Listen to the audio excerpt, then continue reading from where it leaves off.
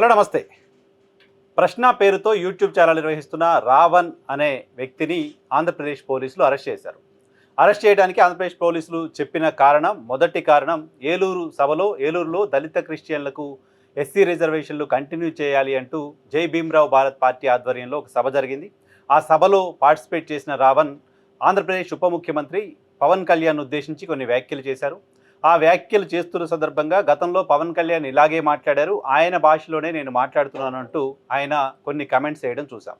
ఆ కమెంట్స్ చేస్తున్న సందర్భంగా ఆయన హావభావాలు, ఆయన మాట్లాడిన మాటలు జనసేన పార్టీ కార్యకర్తల్లో, నాయకుల్లో, ప్రభుత్వానికి సంబంధించిన కీలకమైన వ్యక్తుల్లో ఆగ్రహాన్ని, కోపాన్ని తెప్పించాయి.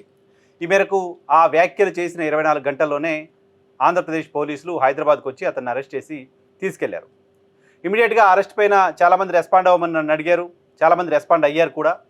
కానీ నేను రెస్పాండ్ అవ్వలేదు. ఎందుకంటే భాష సరిగ్గా ఉండాలి. జర్నలిస్టులుగా ఉన్న వాళ్ళకి ఎవరికైనా బయట ఎక్కడైనా ఎప్పుడైనా భాష సరిగ్గా ఉండాలి. భాష కంట్రోల్లో లేకపోతే, భాష సమాజం యాక్సెప్ట్ చేసే భాష కాకపోతే కాన్సిక్వెన్సెస్ కూడా ఫేస్ చేయాల్సి ఉంటుంది అని. ఆ సభలో రావణ్ మాట్లాడిన భాష ఖచ్చితంగా అభ్యంతరకరం. అటువంటి భాష మాట్లాడి ఉండకూడదు. అటువంటి భాష నా భాష కాదు, పవన్ కళ్యాణ్ భాష ఇంకేదో అయినా పవన్ కళ్యాణ్ గతంలో మాట్లాడింది తప్పు అని భావించిన వాళ్ళు అదే భాష మళ్ళీ మాట్లాడడం కరెక్ట్ కాదు కదా.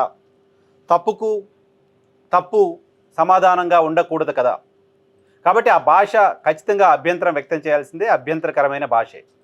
ఆ భాష మాట్లాడారు కాబట్టి పవన్ కళ్యాణ్ అభిమానులను ఇంకెవరికోనో కోపం వచ్చింది కాబట్టి కంప్లైంట్ చేశారు కాబట్టి ఆంధ్రప్రదేశ్ రాష్ట్ర పోలీసులు తీసుకెళ్లారు. సరే, అరెస్ట్ చేసి తీసుకెళ్లిన తీరుపైన కూడా చాలామందికి అభ్యంతరాలు ఉన్నాయి. సరే, తీసుకెళ్లారు, కోర్టులో మ్యాజిస్ట్రేట్ ముందు హాజరుపరిచారు. ఆయన అభ్యంతరకరమైన భాష, బాధ్యత లేని భాష, చట్ట వ్యతిరేకమైన భాష మాట్లాడారు కాబట్టి చట్టపరంగా పోలీసులు వచ్చి అరెస్ట్ చేసి తీసుకెళ్లారు. That ends the matter.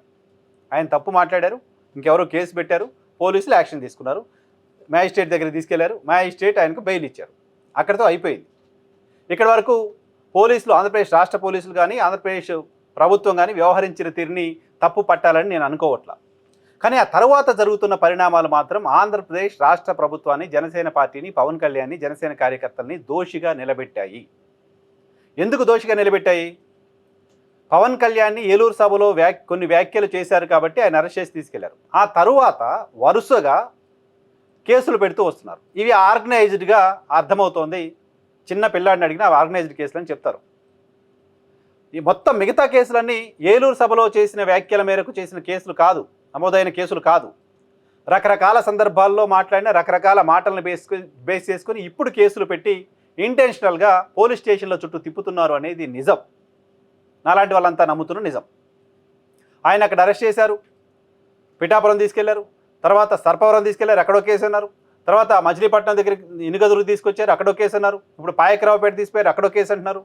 So magistrate bail ఇచ్చి బయటికి రాగానే అక్కడ ఇమీడియట్గా వేరే పోలీస్ స్టేషన్కి సంబంధించిన పోలీసులు రెడీగా ఉండి మళ్ళీ అరెస్ట్ చేసి తీసుకెళ్తున్నారు. ఇది ఒక ప్రహాసనంగా మారిపోయింది. ఇది ఇంటెన్షనల్గా ప్రభుత్వం వేధిస్తోంది, ఇలాంటి ఒక ఇంప్రెషన్కి బలం చేకూరుస్తోంది. ఆంధ్రప్రదేశ్ రాష్ట్ర ప్రభుత్వం అయినా, ఏ ప్రజాప్రభుత్వం అయినా ప్రశ్నించే వాళ్ళపైన కేసులు పెడదాం అనుకుంటే, ప్రశ్నించే వాళ్ళని అణిచేద్దాం, భయపెడదాం, కేసులు పెట్టి ఇంకోటి చేసి భయపెడదాం అనుకుంటే అది అత్యాశ అవుతుంది. అలా భయపెట్టిన వాళ్ళు ఎవ్వరూ కూడా ఆ తర్వాత ప్రజల దగ్గర నుంచి ఆగ్రహానికి గురయ్యారు తప్ప ప్రజలు హర్షించలే ఇటువంటి భయపెట్టే పద్ధతిలో ప్రభుత్వాలు పనిచేసిన సందర్భంలో. పైగా ఒక్కరిని భయపెట్టడం కోసం మీరు చేసే ప్రయత్నం అనేక మంది మిమ్మల్ని ప్రశ్నించేలా చేస్తుంది. ప్రశ్న రావని చేసే వీడియోలు 1,00,000 మందో 2,00,000 మందో చూస్తుండేవాళ్ళు కావచ్చు. కానీ ఇప్పుడు ప్రభుత్వం చేస్తున్న చర్యల కారణంగా, ఆంధ్రప్రదేశ్ పోలీస్ డిపార్ట్మెంట్ వ్యవహరిస్తున్న తీరు కారణంగా రావణ్ అంశం దేశవ్యాప్తంగా చర్చకు దారితీసింది. దేశవ్యాప్తంగా ఈ అంశంపైన చర్చ జరుగుతోంది.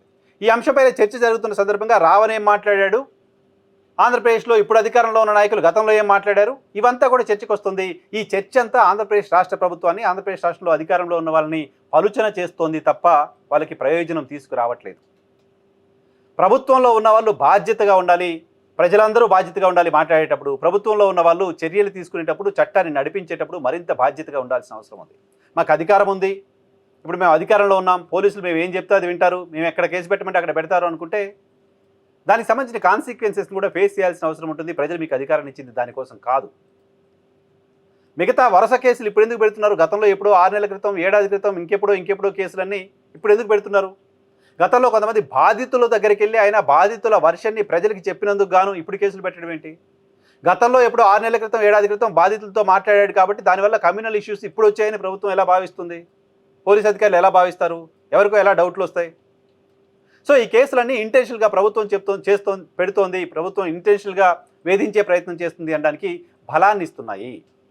అదే సమయంలో పోలీస్ స్టేషన్లకు తీసుకెళ్తున్న సందర్భంగా పదుల సంఖ్యలో, వందల సంఖ్యలో ఒక మాబు అతన్ని వెంబడించటం, ఒక స్కేర్ క్రియేట్ చేసే ప్రయత్నం చేయటం, మరింత దుర్మార్గంగా పోలీస్ స్టేషన్ గోళ్ల దూకి లోపలికి వచ్చి కొడతాం, చంపేస్తాం లాంటి మాటలు మాట్లాడడం, పోలీసుల కస్టడీలో ఉన్న వ్యక్తిపైన కోడిగుడ్లతో దాడులు చేసే ప్రయత్నం చేయడం, పోలీసులు కస్టడీలో ఉన్న వ్యక్తిని అతను పోలీసులు తీసుకెళ్తుండగా చంపేస్తాం, నరికేస్తాం అంటూ బెదిరింపులకు పాల్పడుతున్నారు లాంటి మాటలు వింటున్నాం. ఏం చెప్పదలుచుకున్నారు? మేము అధికారంలో ఉన్నాం, పోలీసులు మేము చెప్పినట్టే వింటారు, పోలీసులు మమ్మల్ని ఏమీ అనరు, మేము బెదిరిస్తాం పోలీస్ స్టేషన్కి వచ్చి కూడా, మేము బెదిరిస్తాం పోలీస్ స్టేషన్ గోడ దూకి లోపలికి వచ్చి కూడా, మేము బెదిరిస్తాం పోలీసులను పక్కకు నెట్టి మీ దగ్గరికి వచ్చి కూడా అని ఒక సందేశాన్ని ఆంధ్రప్రదేశ్ రాష్ట్ర ప్రభుత్వం ఇవ్వదలుచుకుంటే దాని కాన్సిక్వెన్సెస్ని డెఫినెట్గా ప్రభుత్వం ఫేస్ చేయాల్సి ఉంటుంది. ఇది కేవలం రావణ్కు సంబంధించిన విషయమో, ఆంధ్రప్రదేశ్లో ప్రతిపక్ష పార్టీలకు సంబంధించిన విషయమో, కొద్దిమంది జర్నలిస్టులకు సంబంధించిన విషయమో కాదు. ఈరోజు సమాధానం చెప్పలేని పరిస్థితులు ఉండొచ్చు, కానీ ఆంధ్రప్రదేశ్ రాష్ట్ర ప్రజలంతా గమనిస్తూ ఉంటారు కదా ఏం మాట్లాడుతున్నారు, ఏం చేస్తుంది ప్రభుత్వం అనేది. పోలీస్ స్టేషన్ల పైన దాడి చేసి, పోలీస్ స్టేషన్ మీద దాడి తరహాలో 100 మంది పోలీస్ స్టేషన్ మీదకి వెళ్ళి ఓ నిందితుడిని పట్టుకునే ప్రయత్నం చేస్తున్నారంటే పోలీస్ శాఖ వైఫల్యం కాదా? పోలీస్ శాఖ బాధ్యత తీసుకోవాల్సిన అవసరం లేదా? పోలీస్ కస్టడీలో ఉన్న వ్యక్తి పైన అంతమంది వచ్చి దాడులు చేస్తారు. సరే, ఒక పోలీస్ స్టేషన్లో తెలియక అప్పటికప్పుడు పవన్ కళ్యాణ్ గారి పైన మాట్లాడిన మాటలు చూసి కోపం వచ్చి ఓ పోలీస్ స్టేషన్ దగ్గరికి వచ్చి చేశారు. తర్వాత పోలీస్ స్టేషన్, తర్వాత పోలీస్ స్టేషన్, తర్వాత పోలీస్ స్టేషన్, ఇన్ని చోట జరుగుతుంటే పోలీస్ అధికారులకు, ప్రభుత్వానికి, ఇంటెలిజెన్స్ తెలియట్లేదా? ఓ చోట ఇలా జరిగింది, ఇంకో చోట కూడా ఇలా జరుగుతుందేమనే ఆలోచన ఉండదా? జరగడానికి అవకాశం ఉంటుంది అనే సమాచారం మీకు ఉండదా? ఉన్నప్పటికీ సైలెంట్గా ఉందాం, భయపెడదాం అటువంటి ఆలోచనే ప్రభుత్వానికి ఉందేమోనని అనిపిస్తోంది జరుగుతున్న పరిణామాలను బట్టి చూస్తే. పైగా కొద్ది రోజుల క్రితం విజయవాడలో గాదె సాయికృష్ణ అనే యువకుడు పోలీస్ స్టేషన్ నుంచి మాయమైపోయాడు. ఈ క్షణానికి అతను చనిపోయాడు అనే విషయాన్ని సిట్ కూడా ఇంకా తేల్చలేదు. ఆయన తల్లి మాత్రం నాకు బూడిదైనా ఇవ్వండి, నా కొడుకుదైనా అడుగుతోంది. ఇటువంటి సందర్భంలో ఒక సిఐ పైన ఆరోపణలు వచ్చాయి. ఆ సిఐనే గాదె సాయికృష్ణని చంపేశాడు, మాయం చేశాడు అని ఆరోపణలు ఉన్నాయి. ఈ ఆరోపణలు వచ్చిన సందర్భంగా కొద్ది రోజులు గడిచిన తర్వాత, నెల గడిచిన తర్వాత ఎఫ్ఐఆర్ చేశారు. ఆ తర్వాత వారానికో 15 రోజులకు ఆయన్ని అరెస్ట్ చేసే ప్రయత్నం చేశారు.